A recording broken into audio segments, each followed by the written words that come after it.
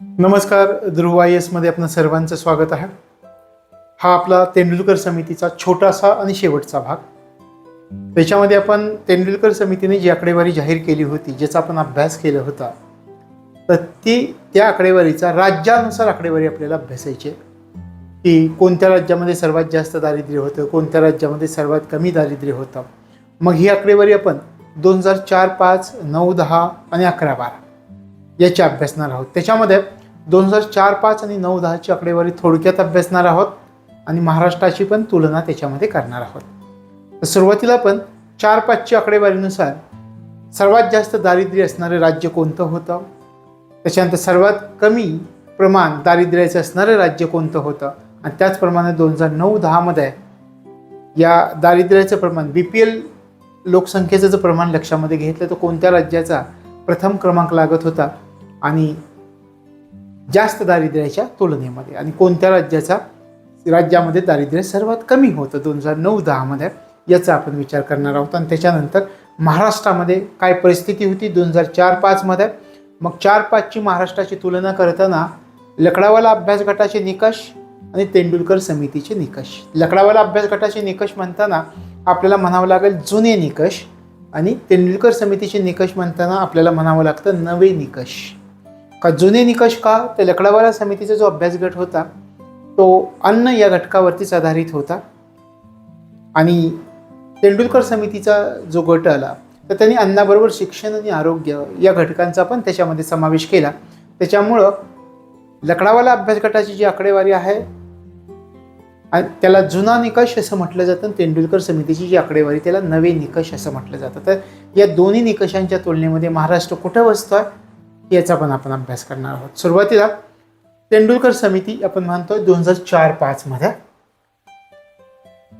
2004-2005 याच्यामध्ये आपल्याला विचार करता येईल सर्वात जास्त दारिद्र्य कोणत्या राज्यामध्ये होतं, सर्वात कमी दारिद्र्य कोणत्या राज्यामध्ये होतं. 4-5चा जर विचार केला तर सर्वात जास्त दारिद्र्य ओडिशा राज्यामध्ये होतं, सर्वात कमी दारिद्र्य जम्मू आणि काश्मीर या राज्यामध्ये होतं. तेव्हा त्याला स्टेटचा दर्जा होता, जम्मू व काश्मीर.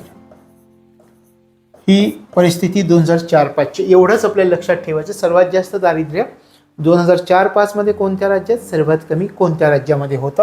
सर्वात जास्त ओडिशा राज्यामध्ये, सर्वात कमी जम्मू काश्मीर राज्यामध्ये. आता 2009-10चा आपण विचार करूयात.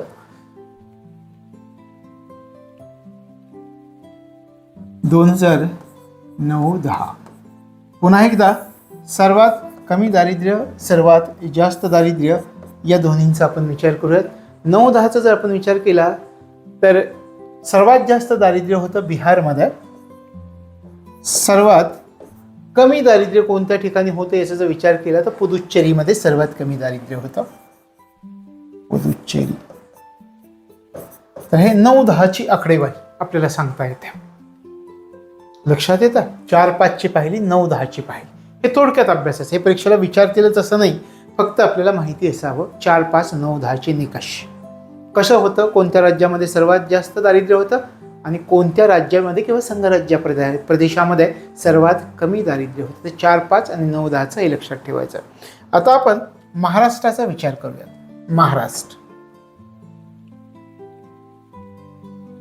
महाराष्ट्राचा तुम्ही जर विचार केला तर 4-5मध्ये महाराष्ट्रामध्ये 2 प्रकारची दारिद्र्य आपल्याला अभ्यासावी लागतात. एक जुन्या निकषानुसार, एक नव्या निकषानुसार. जुना निकष मी म्हटलं लकडावाला अभ्यास गट, आणि नव्या निकषाचा विचार केला तर तेंडुलकर अभ्यास गट. जुन्या निकषानुसार महाराष्ट्रामध्ये किती दारिद्र्य होतं असं कधी आपल्याला उल्लेख आला तर लक्षामध्ये ठेवायचं जुना निकष आणि नवा निकष. आपण म्हणूयात या ठिकाणी जुना निकष आणि नवा निकष विचार करता. 2 पद्धतीने आपल्याला विचार करायचा. आकडेवारी कधीची आहे? 2004-5ची आहे. ही आकडेवारी महाराष्ट्रामध्ये जुन्या निकषानुसार सुद्धा आपल्याला पाहता येते आणि नवीन निकषानुसार सुद्धा पाहता येते. जुना निकष, नवीन निकष. जुना निकष मी तुम्हाला सांगितलं लकडावाला अभ्यास गट, नवीन निकष तेंडुलकर समिती. किती दारिद्र्य होतं जुन्या निकषानुसार. 2004-5 मध्ये 30.7% दारिद्र्य होतं महाराष्ट्रामध्ये, लक्षात ठेवायचं जुन्या निकषानुसार. आणि यावेळी जे दारिद्र्य 30.8% होतं, त्यावेळी महाराष्ट्राचा क्रमांक 8वा क्रमांक होता. 8वा क्रमांक दारिद्र्याच्या बाबतीत महाराष्ट्राचा देशामध्ये 8वा क्रमांक होता 2004-5 मध्ये, जुन्या निकषानुसार हे लक्षामध्ये ठेवायचं. नवीन निकषानुसार किती दारिद्र्य भरलं होतं महाराष्ट्रामध्ये 2004-5 मध्ये, तर 38.2%. नवीन निकष तेंडुलकर समितीच्या शिफारशीनुसार. यांनी फक्त अन्न हा घटक विचारामध्ये घेतला होता आणि यांनी अन्न प्लस शिक्षण प्लस आरोग्य, तर यांचे पॉवर्टी लाईन बास्केटमध्ये फक्त अन्न होतं. यांच्या पॉवर्टी लाईन बास्केटमध्ये अन्न, शिक्षण आणि आरोग्य, म्हणजे या ठिकाणी घटक जास्त आहे, आकडेवारी जास्त होणार होती. अगोदर फक्त प्रश्न विचारला जात होता की महिन्यामध्ये तुम्हाला एवढं अन्न, पुरेसं अन्न प्राप्त होतंय का, तेवढं तुम्ही खर्च करू शकता का, तर तुम्ही दारिद्र्य रेषेच्या वर, अन्यथा तुम्ही दारिद्र्य रेषेच्या खाली. पण या ठिकाणी विचारायला सुरुवात झाली अन्न तर दर महिन्याला तेवढं मिळतंय का, ते तर विचारलंच पाहिजे. त्याचबरोबर तू तुझ्या मुलांची शाळेमधली फी देऊ शकतो का, तू डॉक्टरांकडे जाऊन त्यांची फी देऊ शकतो का, असे अनेक घटक याच्यामध्ये समाविष्ट झाले. मग या ठिकाणी तुम्हाला दारिद्र्य दिसतंय 30.60%, तिथं दिसतंय 38.2%. आपल्याला थोडक्यात सोप्या पद्धतीने हे लक्षामध्ये ठेवायचं की 2004-5 मध्ये महाराष्ट्रामध्ये जुन्या निकषानुसार जे दारिद्र्य होतं ते 30.60% आणि 8वा क्रमांक भारतामध्ये होता. नवीन निकषानुसार 2004-5 मध्ये महाराष्ट्रात जे दारिद्र्य आढळून आलं ते होतं 38.2%. लक्षात येत आहे. तशा प्रकारे त्यानंतर महाराष्ट्राच्या बाबतीमध्ये 9-10चा पण आपण विचार करूयात. महाराष्ट्र या ठिकाणी आपण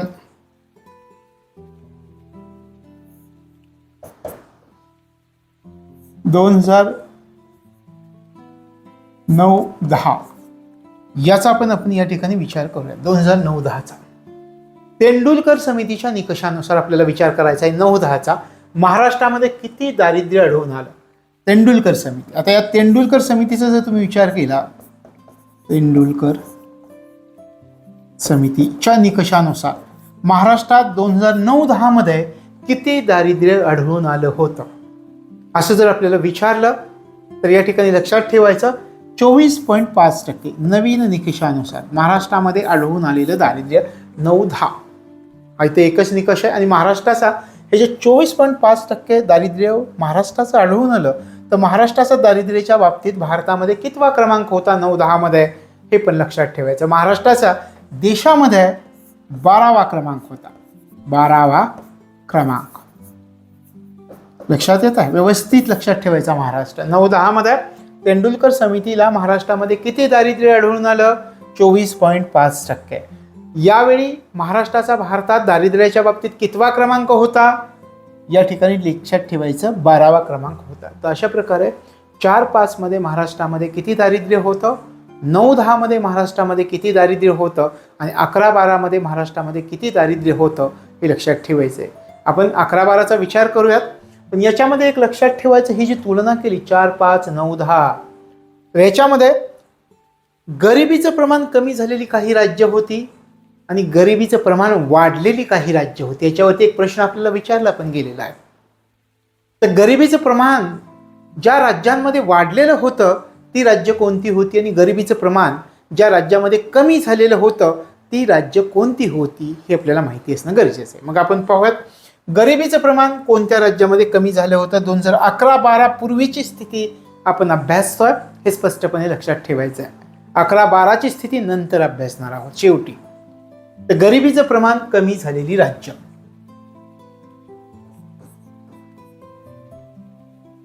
गरिबीचे प्रमाण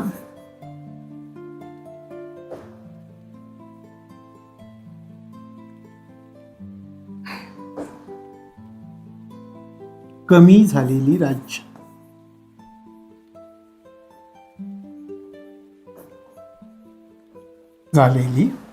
राज्य, हां, तर हे आपल्याला माहिती असणं गरजेचं आहे. ह्याच्यामध्ये फसवण्याची शक्यता असते. एकच प्रश्न ह्याच्यावरती येऊन गेला, पण जर प्रश्न येऊन गेला तर आपल्याला माहिती असणं गरजेचं आहे की याच्यामध्ये कोणकोणत्या राज्यांचा समावेश होतो. मी तुम्हाला म्हटलं काही राज्य असे आहेत की ज्यांच्यामध्ये गरिबीचं प्रमाण कमी झालं आहे, काही राज्य असे आहेत की ज्यांच्यामध्ये गरिबीचं प्रमाण वाढलेलं आहे. मग गरिबीचं प्रमाण कमी झालेल्या राज्यांचा जर आपण विचार केला तर आपल्याला सांगता येतं. पहा, UK मी सांगतो, तुम्ही त्याच्यावरून ओळखायचं, कारण आपल्याला हे लक्षात ठेवायला सोपं जाईल. त्याच्यानंतर पहा, HP, MP ओळखा, UK Uttarakhand, HP Himachal Pradesh, MP Madhya Pradesh. लक्षात येतं. आता पहा, ही 3 आहेत. शिवाय आपण गट पाडूयात, ओरिसा, सिक्कीम, ओरिसा आणि सिक्कीम. सिक्कीम, ओरिसा आणि सिक्कीम या दोन एक राज्यांचा गट पाडूयात. कुठली झाली? UK, HP, MP, Orissa, Sikkim. याच्यामध्ये महाराष्ट्र होतं का? हो, महाराष्ट्राचा पण समावेश होता. महाराष्ट्र आणि दक्षिणेकडच्या काही राज्यांचा समावेश होता. दक्षिणेकडची कोणती? कर्नाटक, तामिळनाडू. कर्नाटक, तामिळनाडू, कर्नाटक, तामिळनाडू या राज्यांचा समावेश झालेला आपल्याला दिसतो. लक्षात घ्या, कोणकोणती राज्य? UK, HP, MP, Orissa, Sikkim, महाराष्ट्रात आहेच आणि दक्षिणेकडची कर्नाटक, तामिळनाडू. ही राज्य अशी होती की यांच्यामध्ये गरिबीचं प्रमाण कमी झालेलं होतं. आता यांच्यामध्ये गरिबीचं प्रमाण जे कमी झालेलं होतं तर 10% कमी प्रमाण झालेलं होतं. 10% किंवा 10% गरिबीचं प्रमाण कमी झालेलं होतं. लक्षात आलं. गरिबीचे प्रमाण कमी झालेली राज्य 2011च्या अगोदरची स्थिती कोणकोणती? UK, HP, MP, Uttarakhand, Himachal Pradesh, Madhya Pradesh, Orissa, Sikkim, दक्षिणेकडची 2 राज्य कर्नाटक, तामिळनाडू आणि महाराष्ट्र.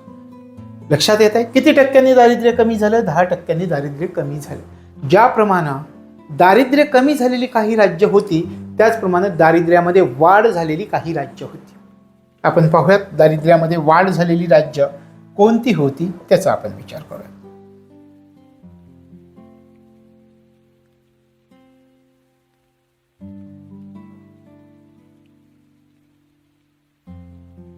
दारिद्र्यामध्ये वाढ झालेली राज्य कोणती होती त्याचा विचार करूया. आता थोडंसं आठवा, कोणत्या राज्यामध्ये दारिद्र्य कमी झालेलं होतं? 3. UK, HP, MP, Uttarakhand, Himachal Pradesh, Madhya Pradesh. दक्षिणेकडची कोणती? कर्नाटक, तामिळनाडू आणि ओरिसा आणि सिक्कीम सांगितलं आणि महाराष्ट्र. लक्षात येते किती टक्क्यांनी दारिद्र्य कमी झालं होतं? 10%. आता दारिद्र्यामध्ये वाढ झाली होती काही राज्यांमध्ये, त्या राज्यांचा आपल्याला विचार करायचा. एक सोपं आहे. पहा कसं लक्षात ठेवायचं. ही राज्य तुमच्या लगेच लक्षात राहतील. मणिपूर, मेघालय, मिझोराम, नागालँड ही 4 राज्य लगेच लक्षात राहतील. मणिपूर, मेघालय, मिझोराम, मची 3 अक्षर आहेत त्या ठिकाणी, मिझोराम आणि नागालँड. या ठिकाणी दारिद्र्यामध्ये वाढ झालेली होती. अजून आहे, पण हे लक्षात ठेवण्यासाठी मी तुम्हाला सांगितलं. मणिपूर, मेघालय, मिझोराम, नागालँड आणि आसाम आणि दिल्ली. आसाम व दिल्ली या राज्यांमध्ये दारिद्र्यामध्ये वाढ झालेली होती. लक्षात आलं. 2011-12 पूर्वीची स्थिती मी तुम्हाला सांगतो. तर काही राज्य अशी होती की त्या राज्यांमध्ये दारिद्र्य कमी झालं होतं. त्याच्यामध्ये उत्तराखंड, हिमाचल प्रदेश, मध्य प्रदेश, ओरिसा, सिक्कीम, कर्नाटक, तामिळनाडू, महाराष्ट्र. काही राज्य अशी होती त्यांच्यामध्ये दारिद्र्यात वाढ झाली होती. त्याच्यामध्ये मणिपूर, मेघालय, मिझोराम, नागालँड, आसाम आणि दिल्ली ही काही राज्य होती. तुम्हाला जर प्रश्न असा आला तर हे लक्षात ठेवायचं की कोणत्या राज्यामध्ये दारिद्र्यात वाढ झालेली होती, कोणत्या राज्यामध्ये दारिद्र्यात कमी झालेली होती आणि 10% त्या ठिकाणी दारिद्र्य कमी झालेलं होतं हे लक्षात ठेवायचं. आता आपण 2011-12च्या अंदाजाकडे येऊया की ज्या अंदाजांबद्दल सातत्याने विचारलं जाऊ शकतं. तेंडुलकर समितीचे 2011-12चे अंदाज. 11-12 ची आकडेवारी आली. आकडेवारीला प्रसिद्धी कधी मिळाली याचा आपण विचार करूयात. आकडेवारीला प्रसिद्धी मिळाली जुलै 2013. 2013च्या जुलैमध्ये आकडेवारीला कोणी प्रसिद्धी दिली? नियोजन आयोग. साहजिकच आहे, नियोजन आयोगाची समिती होती. तर नियोजन आयोग या आयोगानं या 2011-12च्या आकडेवारीला प्रसिद्धी दिलेली दिसते. यावेळी किती लोक दारिद्र्य रेषेखाली होती? 11-12चा जो यांची आकडेवारी आली, आकडेवारीला प्रसिद्धी मिळाली, नियोजन आयोगानं आकडेवारी जाहीर पण केली, तर त्याच्यामध्ये किती टक्के लोक दारिद्र्य रेषेखाली होते? 21.9%. 21.9% लोक दारिद्र्य रेषे.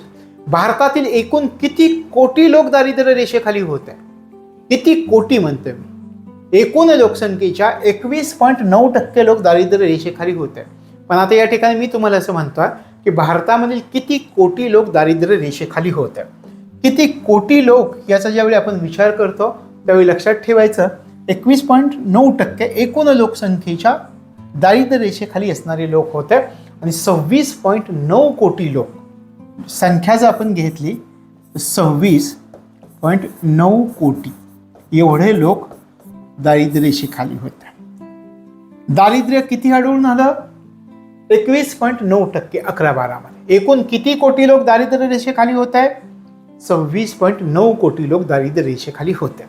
चला त्याची आपण निकष पाहायचे. पहिली गोष्ट, एवढं आपण पाहतो 21.9% दारिद्र्य आढळून आलं. एकूण भारतामध्ये 26.9 कोटी लोक दारिद्र्य रेषेखाली होतं.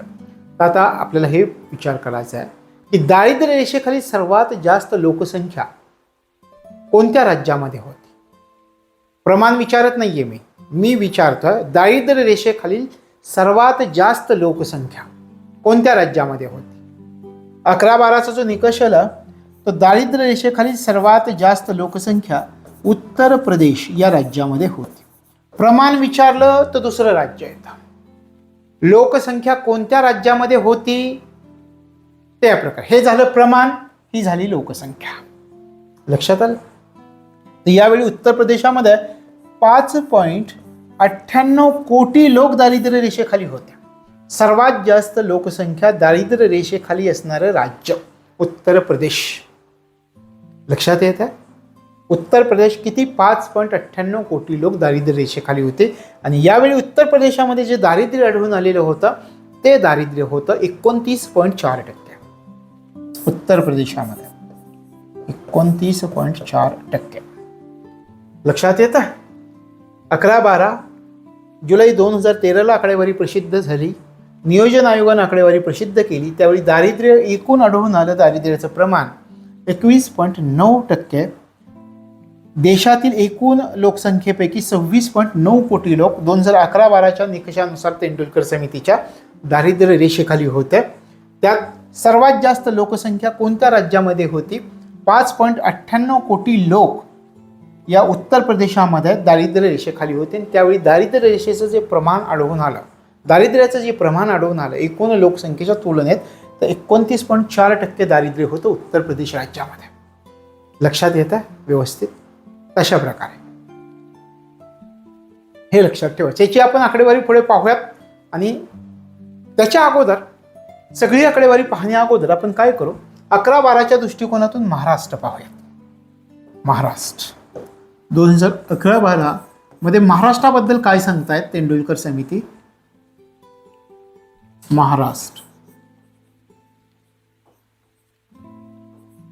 महाराष्ट्राबद्दल यांची जी आकडेवारी आहे ती आपल्याला पाहायची. आता पहा हे काय सांगतायत की दारिद्र्य रेषेखालील जी लोकसंख्या आहे त्याच्या बाबतीमध्ये महाराष्ट्राचा देशामध्ये 4था क्रमांक होता. 4था क्रमांक. दारिद्र्य रेषेखालील लोकसंख्या पहिला क्रमांक उत्तर प्रदेश, 4था क्रमांक महाराष्ट्राचा होता. 4था क्रमांक. मग तुम्ही म्हणाल 5.98 कोटी लोक उत्तर प्रदेश राज्यामध्ये दारिद्र्य रेषेखाली होते. महाराष्ट्रात किती होत आहे? आता त्याच्यात दोन प्रकार आहे. 197.9 लाख असंही म्हणता येतं आणि 1.98 कोटी असंही म्हणता येतं. तर हे जे लोक आहेत हे लोक दारिद्र्य रेषेखाली होते. आणि जास्तीत जास्त लोक दारिद्र्य रेषेखाली असण्यामध्ये महाराष्ट्राचा भारतामध्ये तेंडुलकर समितीच्या निकषानुसार चौथा क्रमांक लागत होता. महाराष्ट्रातले 1.98 कोटी लोक दारिद्र्य रेषेखाली होते. उत्तर प्रदेशातले 5.98, याचे 1.98, म्हणजे महाराष्ट्रापेक्षा 4 कोटी लोक उत्तर प्रदेशात दारिद्र्य रेषेखाली असलेले आढळून आले. ते पहिल्याच क्रमांकावरती होता.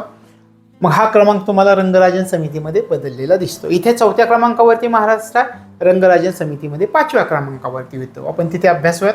पण या ठिकाणी लक्षात ठेवायचं 11-12 काय स्थिती होती.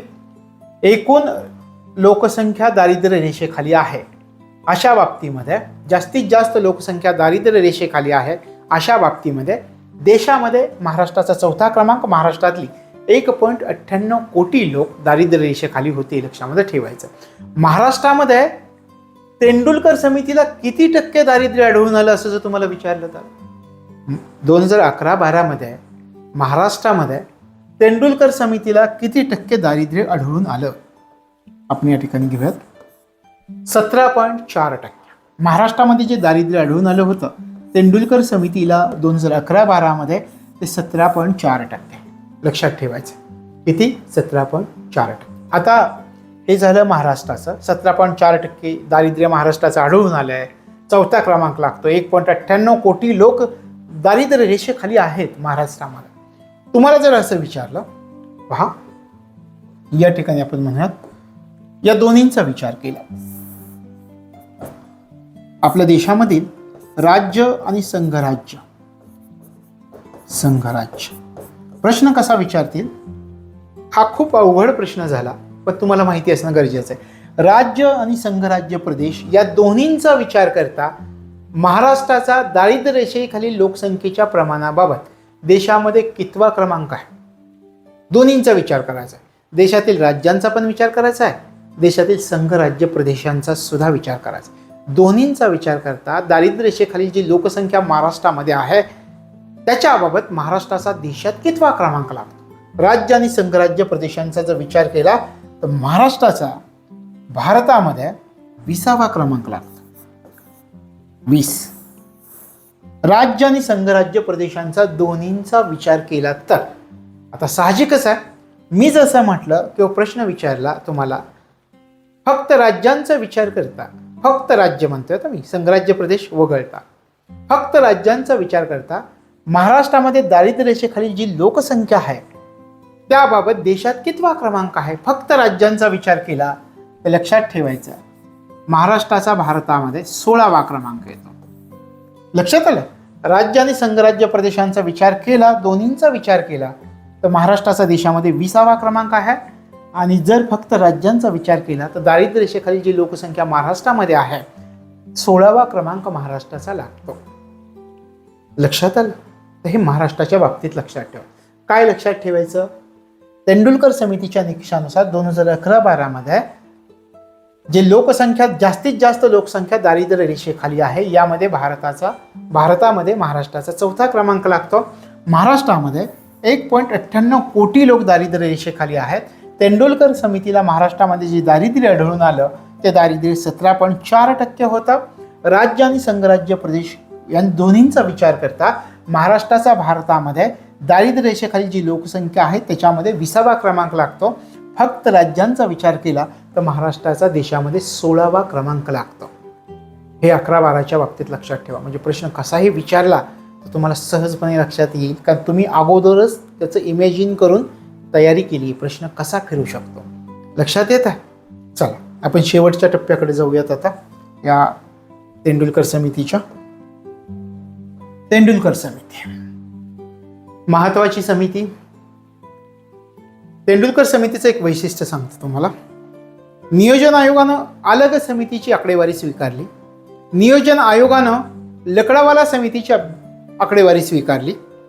नियोजन आयोगानं तेंडुलकर समितीची आकडेवारी स्वीकारली नव्हती असं मी तुम्हाला म्हणतो. सुरुवातीला पुढं नीती आयोग आलं, नीती आयोगाने यांची आकडेवारी प्रमाण मानायला सुरुवात केली, पण नीती आयोग येईपर्यंत 2015 पर्यंत तेंडुलकर समितीची आकडेवारी स्वीकारण्यात आलेली नव्हती. पहा कसं, काय झालं, अलग समिती, अलग कार्यगट आपण त्याला म्हणूयात, आणि लकडावाला समिती, या दोन्हींनी अन्न हा घटक प्रमाण मानलेला होता. हे आले, यांनी सांगितलं 3 त्रुटी दाखवून दिल्या यांनी. तेंडुलकर समितीने कोणत्या 3 त्रुटी दाखवून दिलेल्या होत्या? तेंडुलकर समितीने त्रुटी दाखवून दिल्या. पहिली त्रुटी अन्नाच्या बाबतीत दाखवून दिली की हे कालबाह्य झालंय. आता अन्नाबरोबर इतर आणखीही जीवनावश्यक गोष्टी आहेत, त्यांचा विचार करायला पाहिजे. त्यांनी सांगितलं, हे आले, याच्यामध्ये शिक्षण मिसळलं, याच्यामध्ये आरोग्य मिसळलं. ही पहिली त्रुटी यांनी दाखवून दिलेली होती. दुसऱ्या त्रुटीमध्ये त्यांनी सांगितलेलं होतं की लकडावाला समितीनं महागाईचा दर काढून त्या अन्नाची किंमत काढायला सांगितलेलं होतं. 73-74 मध्ये ज्या कॅलरीज प्राप्त करण्यासाठी अन्न पाहिजे होतं त्याची किंमत कशी काढायची, तर त्याच्यामध्ये महागाईचा निर्देशांक मिसळा, असं लकडावाला समितीने सांगितलं. ह्यांनी त्याच्यावर टीका केल्याने सांगितलं, ही जी पद्धत लकडावाला समितीने सांगितलंय की महागाईचा निर्देशांक मिळवून किंमत काढा, ही पद्धत चुकीची. ही दुसरी त्रुटी यांनी सांगितली. आणि तिसऱ्या त्रुटीमध्ये त्यांनी सांगितले की शिक्षण आणि आरोग्य हे 2 घटक जे आहेत ते शासन पुरवणार नाही, कारण शासनाकडे एवढा पैसा शक्य नाही. कारण शिक्षण आणि आरोग्य या 2 गोष्टी सरकार पुरवेल अशी भावना होती त्यावेळी. यांनी स्पष्टपणे सांगितलं की शिक्षण आणि आरोग्य शासन पुरवणार नाही, तेवढा खर्च शासनाला करता येणार नाही. आणि शासनाने जर तेवढा खर्च केला तर शासनाकडे विकासासाठी पैसा उरणार नाही, शासनाला आर्थिक आणि सामाजिक विकासाच्या योजना राबवता येणार नाही. त्यामुळे शिक्षण आणि आरोग्यावरचा जो खर्च करायचा आहे तो प्रत्येकाला स्वतः करावा लागेल, तो वैयक्तिक खर्च असणार आहे, शासनाचा खर्च असणार नाही. ही तिसरी त्रुटी त्यांनी दाखवून दिली. याच्यामुळे झालं काय, लकडावाला समितीनं जी आकडेवारी सांगितली, दारिद्र्य रेषेखाली एवढे लोक आहेत, त्याच्यापेक्षा जास्त त्यांची आकडेवारी आली. आता जास्त, अजूनही जास्त दारिद्र्य आहे भारतामध्ये, हे काही शासनाला पटेना. मग शासनाने काय विचार केला की अरे यांनी ही जी आकडेवारी दिलेली आहे ती आकडेवारी खरोखरच योग्य आहे अयोग्य आहे हे तपासून आपण घेतलं पाहिजे. नियोजन आयोगाकडे हे काम सोपवण्यात आलं की बाबा तेंडुलकर समितीची आकडेवारी स्वीकारायची की नाही. पण नियोजन आयोगाने निर्णय घेण्यापूर्वी नियोजन आयोग झाला बरखास्त. यांची आकडे स्वीकारायची की नाही हे नियोजन आयोगाने निर्णय घेण्या अगोदर नियोजन आयोग बरखास्त झाला. नियोजन आयोगाच्या जागी आला नीती आयोग. नीती आयोगाने पुन्हा विचार केला की ह्यांची आकडेवारी स्वीकारायची की नाही. नीती आयोगासमोर 2 प्रश्न होते की रंगराजन समितीची आकडेवारी स्वीकारायची का तेंडुलकर समितीची आकडेवारी स्वीकारायची. मग नीती आयोगानं या तेंडुलकर समितीची आकडेवारीला प्रमाण मानलेलं होतं आणि तिथून पुढं मग तेंडुलकर समितीची आकडेवारी ही प्रमाण मानलेली दिसते. एक तुम्हाला माहिती असावं म्हणून मी सांगितलं. अशा प्रकारे तेंडुलकर समिती, आता आपण विचार करूयात त्यांनी जे दारिद्र्य काढलेलं होतं त्याची वैशिष्ट्य आपण पाहतोय 2011-12ची. 2011-2012 चला, सर्वाधिक दारिद्र्य रेषेखालील प्रमाण असणारं राज्य. आता एकूण लोकसंख्येच्या तुलनेत कोणत्या राज्यामध्ये सर्वात जास्त दारिद्र्य होतं, आपण याच्या अगोदर किती लोकसंख्या याच्या बाबतीत म्हणत होतो. आता लोकसंख्येचं प्रमाण, उदाहरणार्थ 100 मधले 20 लोक दारिद्र्य रेषेखाली असले तर 20%, म्हणजे एकूण लोकसंख्येच्या तुलनेत किती टक्के लोक दारिद्र्य रेषेखाली आहेत त्याची तुलना आपण करतो. याच्या अगोदर आपण विचार केला होता जास्तीत जास्त लोकसंख्या कोणत्या राज्यामध्ये दारिद्र्य रेषेखाली आहे, लोकसंख्या असं म्हटलं होतं. आता आपण काय म्हणतो, दारिद्र्य रेषेचं प्रमाण म्हणतोय. मग आता विचार करा, सर्वात जास्त दारिद्र्य रेषेचं प्रमाण कोणत्या राज्यामध्ये होतं. सर्वात जास्त 2011 मध्ये दारिद्र्य रेषेचं प्रमाण होतं छत्तीसगड राज्यात. छत्तीसगड. किती दारिद्र्य रेषेचं प्रमाण होतं छत्तीसगड राज्यामध्ये? 39.9%. सर्वात जास्त प्रमाण. एकूण लोकसंख्येच्या तुलनेत जास्तीत जास्त लोकसंख्या दारिद्र्य रेषेखाली होती ती छत्तीसगड राज्याची. उलटा विचार करा, सर्वात जास्त लोकसंख्येचं प्रमाण छत्तीसगड राज्यामध्ये दारिद्र्य रेषेखाली होतं. सर्वात कमी प्रमाण कोणत्या राज्याचं दारिद्र्य रेषेखाली होतं? सर्वात जास्त कळालं कोणतं? छत्तीसगड. सर्वात कमी प्रमाण कोणतं? गोवा. 2011-12च्या आकडेवारीनुसार किती? 5.1%. झाले 2 प्रश्न क्लिअर. काय?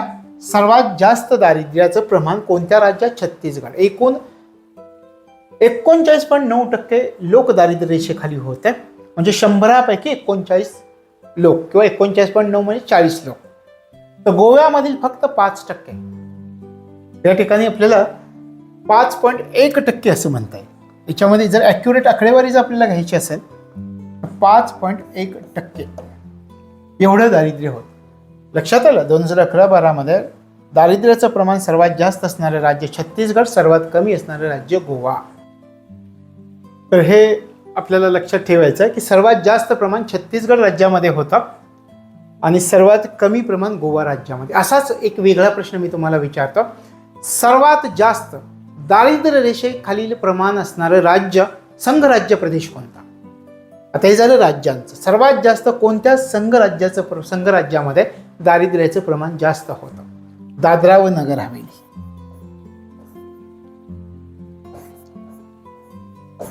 दादरा व नगर हवेली याच्यामध्ये हा संघराज्य प्रदेश आहे की ज्याच्यामध्ये दारिद्र्याचं प्रमाण सर्वात जास्त होतं. 38.3%. सर्वात जास्त दारिद्र्य रेषेचं प्रमाण असणारा संघराज्य प्रदेश. सर्वात कमी दारिद्र्य रेषेचं प्रमाण असणारा संघराज्य प्रदेश कोणता? अंदमान निकोबार. अंदमान निकोबार.